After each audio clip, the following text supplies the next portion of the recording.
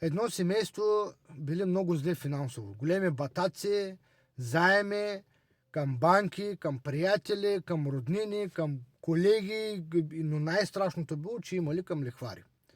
И онези биели ги, тормозили ги, заплашвали ги. И един ден жената вика: мъжо, не искам, обаче освен да отивам да работя на околовръстното, да се стъпи малко на краката, да изкарам някой лев, поне с лихварите да се оправим. Нали, айде там банки и приятели, лека по лека, роднини ще ги оправим, ма поне с тя да спрат да натормозят, да набият тук, да натрепат, да назаплашват. И сега мъже, и той не искал сега жена му това да прави, ма вика: права се, наистина, поне с те да се отървем, че големи изроди. И тя е била красива жена. Тук надарена, веднага сложила къса поличка, сложила тук потничи с по-голямо деколте. И мъжът казал: аз поне ще дойда да пазя някой нещо да не ти направи.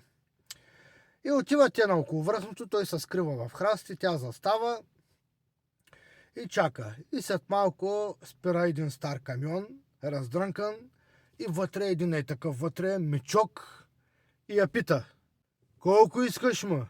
И тя: чакай малко, и бяга в храстите и пита мъжа си какво да му кажа сега. И той казва: кажи му 50 евро пълна програма, 20 евро. Връща се тя, казва му на мъжа: ми хубаво, аз имам само 15. Чакай малко. Тя пак бяга при мъжа си, вика: има само 15 евро. Какво да му кажа? Кажи му, че ще му лъскаш.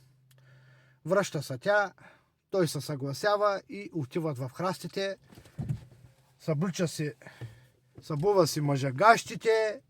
Тя като му видяла един голям дебел: чакай малко. Връща се при мъжа си: мъжо, дай да му дадем 35 евро заем на човечеца, бе.